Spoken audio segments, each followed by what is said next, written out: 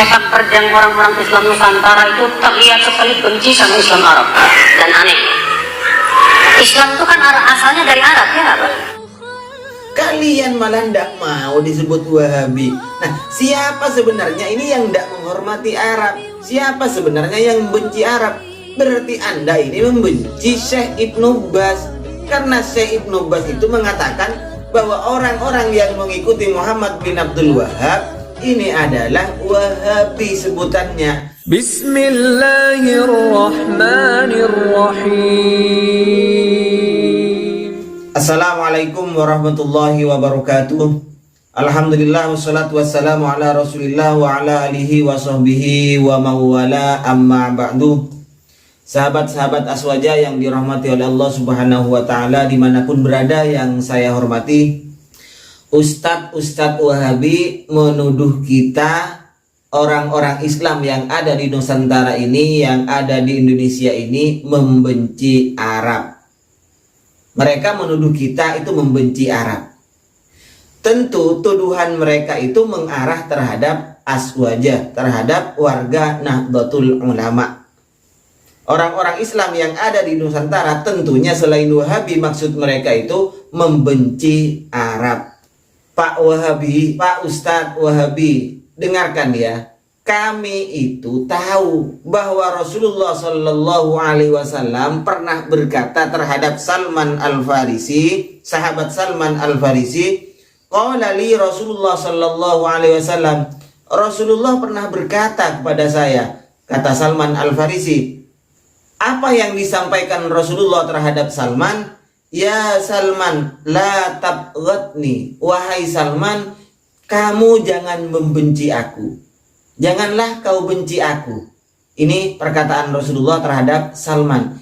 Ini yang disampaikan Rasulullah terhadap sahabat Salman. Fatufariqu dinaka. Kalau kamu membenci aku, maka kamu akan berpisah dengan agamamu. Kamu akan meninggalkan agamamu. Qultu, saya menjawab, kata Salman, ya Rasulullah, kaifa abghaduka? Bagaimana aku bisa membencimu?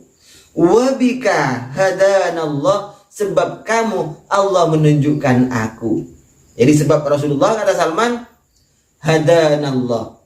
Wabika hadanallah, sebab kamu Rasulullah, aku diberi hidayah oleh Allah subhanahu wa ta'ala. Qala, lalu Rasulullah menjawab, tabghadul Arab fatabghaduni. Jika kamu membenci Arab, maka berarti kamu telah membenci diriku. Itu kata Rasulullah. Kami tahu hadis ini.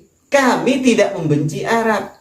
Misalnya yang Anda maksud kami itu mengkanter pemahaman Wahabi yang ada di Arab Saudi misalnya, dan ada di Indonesia ini, itu bukan berarti kami membenci Arab. Yang kami kanter itu adalah oknumnya, Pak.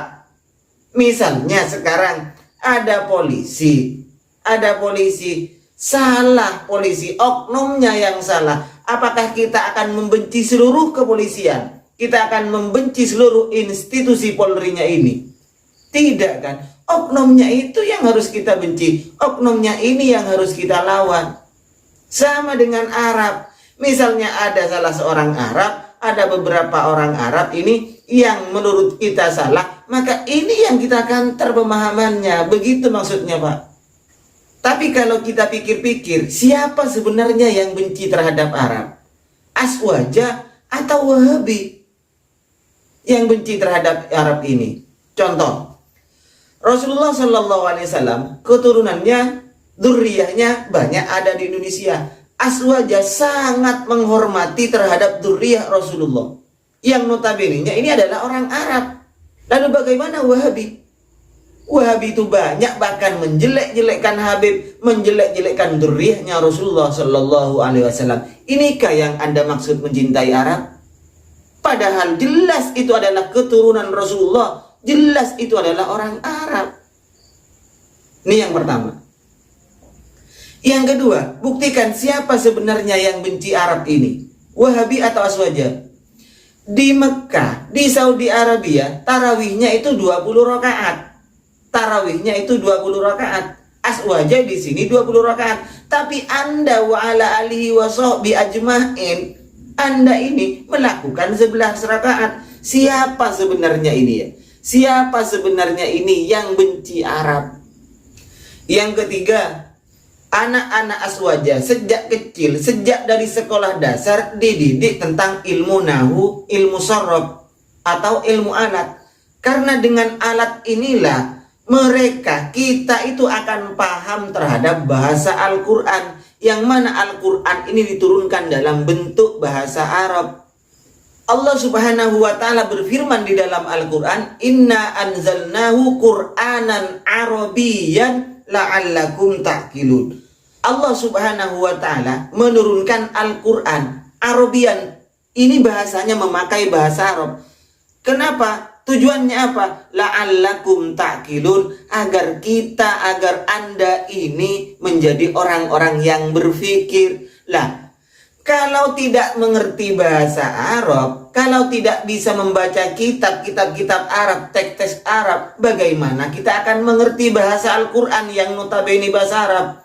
Mari kita lihat Aswaja ketika memutuskan hukum biasa dididik dengan menggunakan referensi bahasa Arab. Semuanya teks-teks bahasa Arab yang dipakai, bahkan tidak ada harkat, tidak ada maknanya yang dipakai. Beda dengan kaum Wahabi, beda dengan jamaah Wahabi. Mereka selalu mengandalkan terjemahan, membaca kitab. Kalau dibuktikan dengan membaca kitab, walaupun ustadznya kadang-kadang banyak salahnya dalam cara membacanya. Nah, dari ini siapa kira-kira yang benci terhadap Arab ini? Siapa yang paling mencintai Arab? Aswaja sangat mencintai terhadap Arab. Bahkan bahasa Arabnya ini sejak kecil anak-anak mereka itu dididik dengan ilmu nahu, ilmu sorob. Karena dua ilmu ini adalah syarat pertama agar kita itu bisa tahu terhadap bahasa Arab. Karena kami mencintai bahasa Arab. Karena bahasa Arab adalah bahasa agama kami.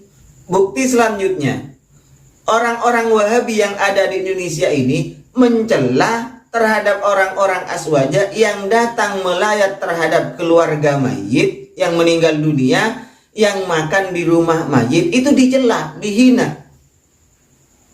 Padahal orang Arab, Syekh Wahabi yang bernama Ibnu Baz ini berfatwa bahwa kalau kita datang ke keluarga mayit dengan membawa sesuatu, membawa beras, membawa uang, membawa telur, gula, kopi, datang diserahkan ke keluarga mayit. Kemudian kita itu disuguhi makanan oleh keluarga mayit dan kita makan di situ, maka kata Ibnu Baz, orang Arab ini hukumnya boleh. Tetapi orang-orang Wahabi sangat anti sama sekali. Lalu siapa sebenarnya yang benci Arab ini? Yang dilakukan oleh Aswaja di Indonesia ini sesuai dengan fatwanya Ibnu Baz. Silakan cek. Jadi orang-orang di Indonesia, orang-orang Islam di Indonesia ini, jika ada kenalannya, tetangganya, kerabatnya yang meninggal dunia, mereka datang dengan membawa sesuatu, duduk di situ.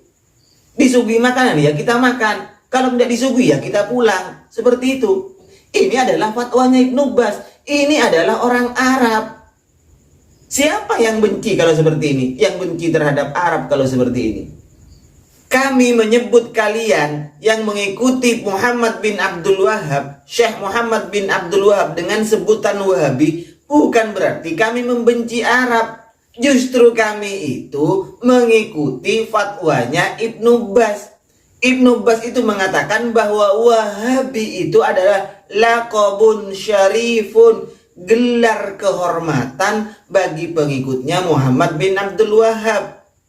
Kalian malah tidak mau disebut Wahabi. Nah, siapa sebenarnya ini yang tidak menghormati Arab? Siapa sebenarnya yang membenci Arab? Berarti Anda ini membenci Syekh Ibnu Baz.